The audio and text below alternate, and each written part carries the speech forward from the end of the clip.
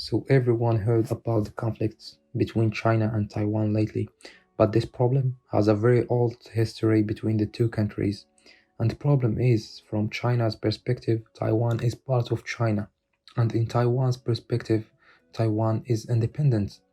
But to fully understand the situation, we need to go back to the end of the 19th century. In the last imperial dynasty governed China, the Qing dynasty. So the Qing dynasty include all of what is modern-day China, Taiwan, and Mongolia, as well as parts of several other bordering nations. In 1894 began the first Sino-Japanese war between the Qing dynasty and the Japanese Empire, which primarily took place in Korea and Taiwan. At the time, Korea was governed by the Joseon dynasty, which was a client state of the Qing dynasty. The war ended just 1 year later with a decisive Japanese victory, which resulted in the island of Taiwan being annexed to the Japanese Empire. The war also brought aim to the Joseon dynasty in Korea and guaranteed complete independence from China. Japan officially annexed the Korean peninsula in 1910.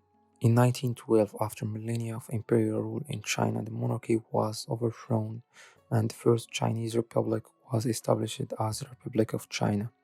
Sun Yat-sen was made provisional president in Nanjing, but Yuan Shikai had already assumed power in Beijing because he was in command of the Peiyang Army, the large military in China. So to avoid conflict, Sun agreed to accept Yuan as president.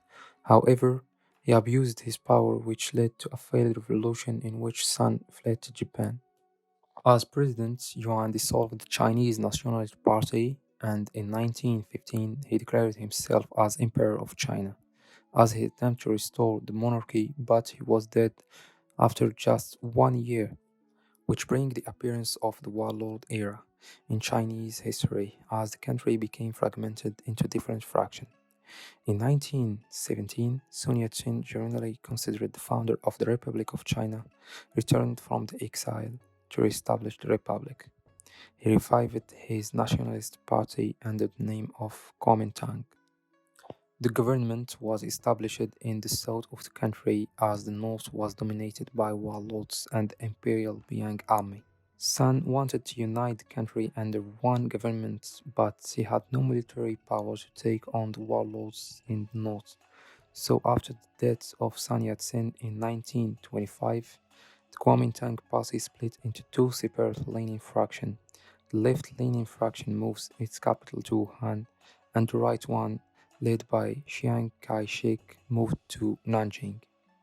In April of 1927, and what became known as the Shanghai Massacre, thousands of communists were executed by nationalists and also began executing communists, and the whole party collapsed, leaving the original party as the sole gentleman government of China.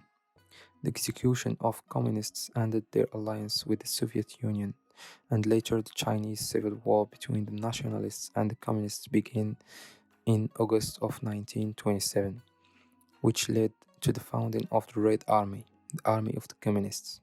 In 1931, with the civil war still ongoing, the Empire of Japan sought to use the war as an opportunity to expand their sphere of influence by invading China. The Japanese Imperial Army invaded the east coast of China and occupied Manchuria as well as other nearby lands. But in 1936, with the alliance of the two parties, the Communists and the Nationalists, they agreed to defend their country against Japan, their common enemy. The Second Sino-Japanese War escalated as Japan pushed to enter the Chinese capital of Nanjing and massacred tens of thousands of civilians and soldiers. In 1941, with World War II ongoing, Japan carried out a surprise attack on Pearl Harbor. At this point, the United States were not at war with anyone, but the Japanese launched the strike to try and prevent the US. But in July of 1945, the Allied forces called for Japan's unconditional surrender. In August of 1945, the United States dropped two atomic bombs on the Japanese cities of Hiroshima and Nagasaki. Just days later, the Japanese accepted the term of the surrender, and they need to return all lands that they had gained through war. However, this didn't just include territory they had gained during World War II. has also included their annexation of Korea and Taiwan several decades earlier. So the island of Taiwan, taken from the Qing Dynasty by Japan in 1895, was to be returned to China. After the war with Japan was over, the Chinese Civil War started up again in the 1946. The nationalists and the communists only ever had a very loose alliance against the Japanese. So the Soviet Union was with the communists, while the United States backed the nationalists. And even with the Cold War, the Chinese Civil War was decisively won by the communists, as they captured more and more land, pushing the nationalists further and further back. Until 1949, when the Kuomintang government retreated to the island of Taiwan. This effectively ended the Civil War, although no official peace treaty was ever signed later. That year, the Communist Party proclaimed the People's Republic of China, the PRC. Meanwhile, the Kuomintang government, the Republic of China, the ROC, was exiled to the island of Taiwan over the course of the next few decades. In 1971, with the UN General Assembly Resolution 2768, the People's Republic of China were recognized as the legitimate government of China. Although the United States had voted against the resolution, the US broke off diplomatic ties with the ROC in 1979. The same year, the PRC attempted to open up communication with the ROC with a proposal known as the Three Links. This, however, was completely rejected by the ROC, who responded by adopting the Three No's policy: no contacts, no compromise, and no negotiation. This policy, however, had to be revised in 1986 when a China Airlines aircraft was hijacked by an ROC pilot. When he changed its course to Guangdong and defected to the PRC, this forced the ROC and the PRC to communicate with each other. In 1992, the two governments met coming to an agreement which was known as the 1992 Consensus, the consensus being that both sides adhere to the One China policy. The One China policy is the belief that there is only one China and that Taiwan is part of China. However, both sides see themselves as the legitimate government of China, and Taiwan agreed that Chinese unification was the eventual goal and that the current situation was only temporary. Before 1990, Taiwan had been a one-party state with the Kuomintang Party in the government. In 1996, Taiwan had its first presidential election, although the Kuomintang stayed in power. However, in the year 2000, the Democratic Progressive Party (DPP) were elected into government, and today are the more dominant party, having won 2016 election.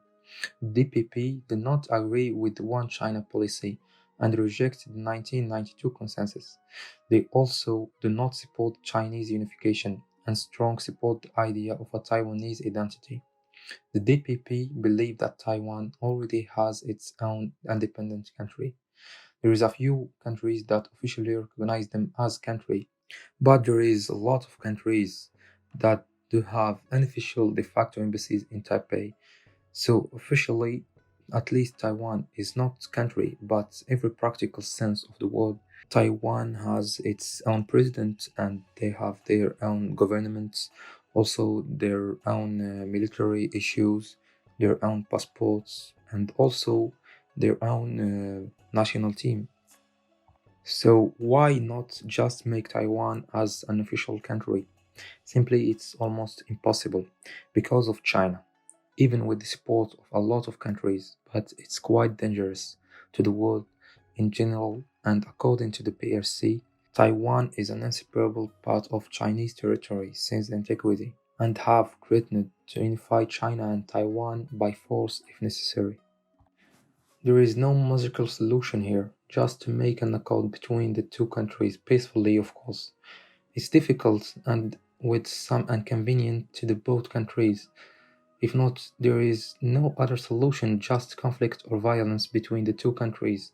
And the more this problem continues to exist, the more it will be difficult to resolve it. So, seeing Taiwan is either its own independent country or a part of China is oversimplified. It's a much more complicated issue than That so obviously there is no yes or no answer to the question, as Taiwan a country, because it's depend on who you ask. Thanks for watching.